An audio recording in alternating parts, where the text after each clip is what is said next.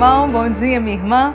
Louvado seja o nome do nosso Senhor Jesus Cristo, para sempre seja louvado. Seja muito bem-vindo, muito bem-vinda à leitura orante da Palavra de Deus, que é um momento do nosso dia que nós retiramos para lermos a Palavra, meditarmos a Palavra, orarmos na Palavra, contemplarmos a graça de Deus e também fazer um propósito de vida, porque a cada momento que nós resolvemos ler a Palavra de Deus, essa palavra ela nos transforma, essa palavra nos renova, essa palavra nos revigora. E antes de nós iniciarmos a nossa leitura orante, eu queria convidar aquele que não é inscrito no canal da RCCBH para que se inscreva, para você divulgar os nossos vídeos da leitura orante, para que muitas outras pessoas possam conosco orarmos, onde 2 ou mais reunidos, o Senhor está aqui no nosso meio.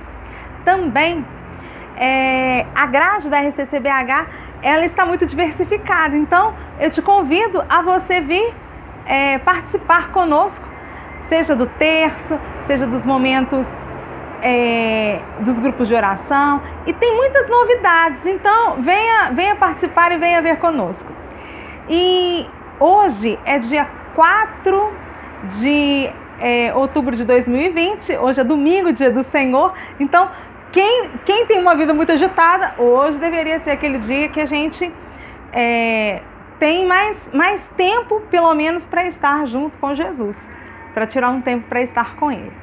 E nós iniciamos então invocando a Santíssima Trindade em nome do Pai, do Filho e do Espírito Santo. Amém.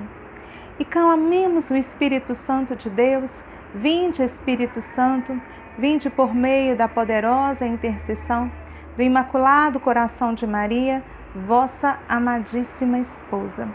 E, ó Espírito Santo, eu clamo a tua força, eu clamo a tua sabedoria, eu clamo o dom do entendimento, para que eu e todos aqueles que rezam comigo a leitura orante da Palavra de Deus possam ter uma vida transformada em nome de Jesus.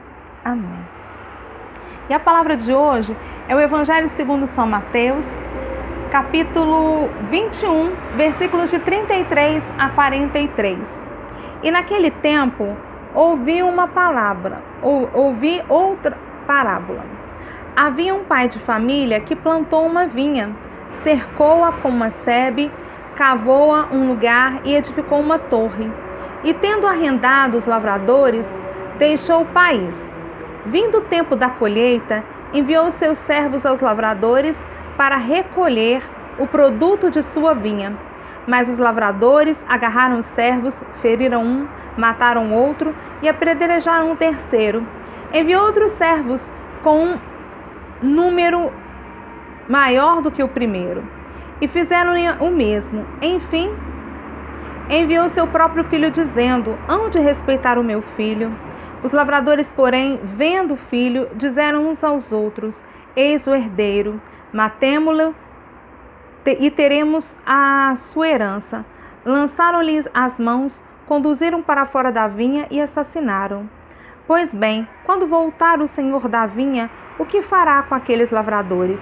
Respondeu-lhe: mandará matar sem piedade aqueles miseráveis e arrendará sua vinha a outros lavradores que lhe pagarão o produto em seu tempo.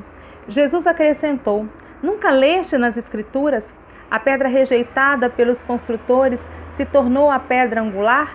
Isso é obra do Senhor e é admirável aos nossos olhos.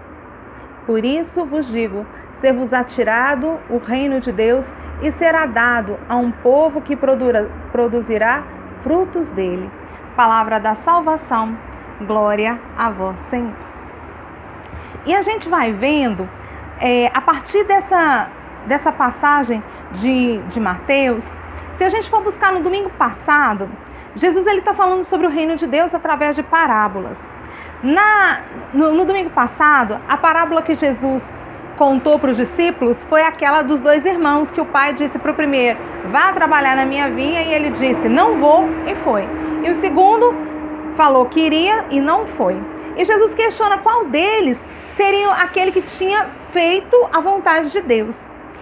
E a gente vai vendo que a cada vez Jesus vai mostrando parábolas mais como se fossem diretas para ver se os fariseus, os doutores da lei, os anciãos, eles tomam consciência de que não basta ter o nome daquele que busca Deus. Não adianta você ter um título, mas o importante é você ter uma vida de servo de Deus.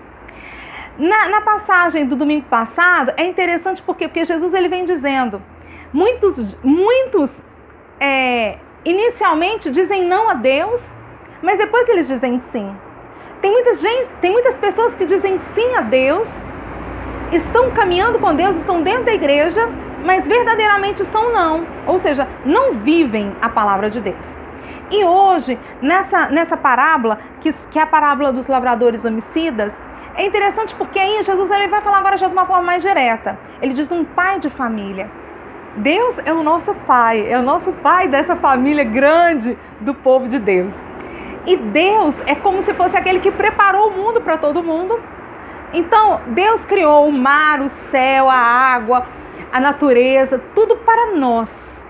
Mas, na parábola vem dizendo que esse pai de família, ele contratou pessoas para cuidar dessa vinha e ele viajou. E no tempo oportuno ele mandou alguém, os empregados, virem buscar os frutos da vinha. E aí, o que eles fizeram? Bateram, mataram, apedrejaram. O dono da vinha, que seria esse pai de família, o que ele faz? Ele manda de novo outros, fala, não, pode ser que houve um engano, vamos dar uma outra oportunidade. E o que eles fizeram? Fizeram a mesma coisa do que a primeira. E depois o dono da vinha falou, olha, eu vou enviar então meu filho. Com certeza o meu filho eles vão de respeitá-lo. E o que eles fizeram, os lavradores? Mataram o filho do dono da vinha. E é interessante porque Jesus agora está colocando bem de uma forma bem clara para aqueles que são como se fossem os doutores da lei, aqueles que são conhecedores da lei de Deus, que Deus criou o mundo, criou tudo de bom e deixou nós para cuidarmos de tudo de bom que Deus nos deu. Só que quando Deus ele vem pedindo de nós os frutos do reino, o que a gente faz? Os profetas vieram para saber e é isso que Jesus diz na parábola, né? Os profetas, muitos foram mortos, ninguém escutou, e depois Deus envia quem? O Filho de Deus, que é Jesus. E o que eles fazem com Jesus? Eles o matam. E é interessante por quê? Porque Jesus, mesmo sendo em parábolas, ele vai questionar os anciãos e os doutores da lei sobre o que eles acham, o que merecem esses lavradores homicidas. E a resposta dos doutores da lei é, com certeza, mandará matá-los de forma violenta e arrendará a vinha para outros. Então, se fosse dentro do olhar humano, esses lavradores homicidas mereceriam isso. E quem seriam esses lavradores homicidas? Será que não seriam mesmo o povo de Deus? Quem Deus entregou para a gente cuidar daquilo que é dele, e os frutos a gente às vezes não entregam para Deus, a gente não entrega para Deus, e com certeza será que mereceria isso? Mas aí que a gente vai vendo que o reino de Deus é amor e justiça, e a justiça de Deus é justiça diferente do olhar humano, porque Jesus ele vem dizendo, a pedra que os construtores rejeitaram tornou-se a pedra fundamental, a pedra angular. Isso o Senhor fez e é maravilhoso aos nossos olhos. Então, ou seja, Jesus que foi rejeitado é a pedra fundamental. Mas Jesus ele é o nosso grande intercessor. Pelo poder do sangue de Jesus, nós somos lavados, curados e libertos. E o que Jesus ele diz no final? Que então esse povo não mereceu. Ou seja, aqueles que estavam junto com Jesus, ou seja, o povo judeu, não quis receber Jesus. Então será dado a um outro povo, que somos nós, o povo de Deus, o povo cristão. Deus nos dá Jesus. Jesus se dá a nós de uma forma completamente por amor. E é isso que eu queria já te convidar para nós irmos para o segundo passo da leitura orante da Palavra de Deus, que é a meditação. Para nós meditarmos esse texto a partir desse olhar misericordioso de Jesus. Porque muitas vezes nós não conseguimos olhar as nossas lutas, as nossas dificuldades, a nossa vida, essa realidade de reino de Deus, a partir desse olhar misericordioso de Jesus. E hoje também é um dia muito importante, um dia de festa. Eu acredito que o céu está em festa, porque hoje também nós comemoramos São Francisco de Assis, que foi aquele jovem rico, ou seja, ele tinha tudo, jovem, rico, bonito, mas que ele se encantou por Jesus e ele deixou tudo para seguir Jesus. Cada um de nós temos uma missão dentro da nossa vida. Às vezes não é você largar tudo, mas às vezes você deixar os excessos. Quantos excessos nós temos que nós podemos melhorar, que o Senhor pode melhorar em nós? Mas para isso a gente precisa enxergar. Por isso que a palavra de Deus ela é viva e eficaz.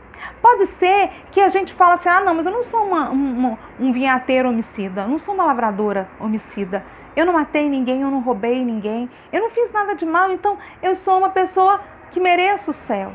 Mas é mais do que isso.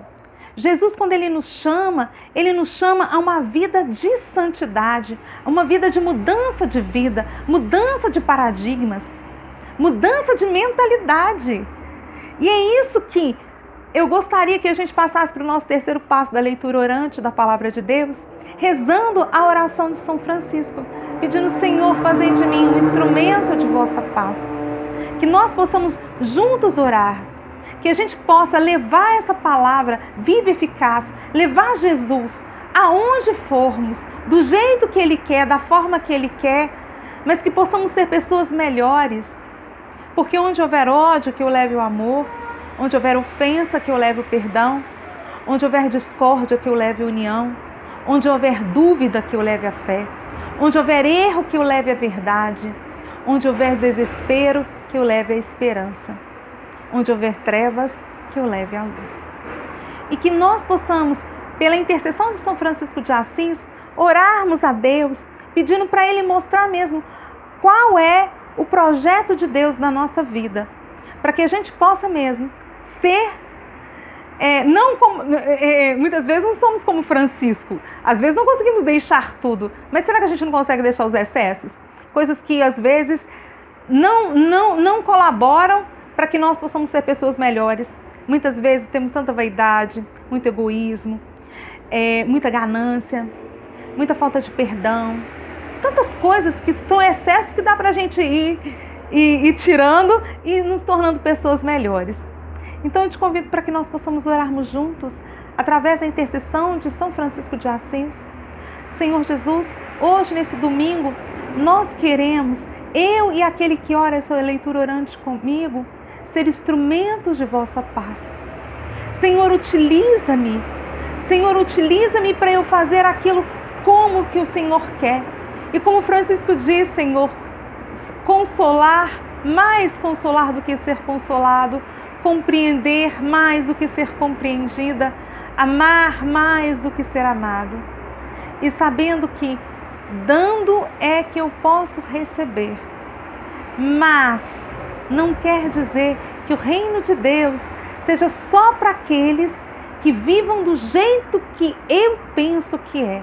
Dá-me a graça, Senhor, de anunciar o seu reino para todos. Que eu não faça acepção de pessoas, mas que eu acredite que o reino de Deus é para todos nós. Amém. E eu te convido já para irmos para o quarto passo, que é a meditação. E que a gente possa mesmo, diante dessa graça de Deus, fazer essa comunhão espiritual com Jesus. E já pensou? Ser instrumento de paz, instrumento de fraternidade, instrumento de alegria, instrumento de mudança de vida, instrumento de graça de Deus na vida do outro. E enquanto a gente rezava, me vinha o finalzinho da oração de São Francisco, né, que ele diz, e é morrendo que se vive para a vida eterna. Então, para aqueles nossos irmãos que perderam entes queridos diante dessa pandemia, que nós possamos acreditar que a vida para quem crê em Jesus não é tirada, mas é transformada.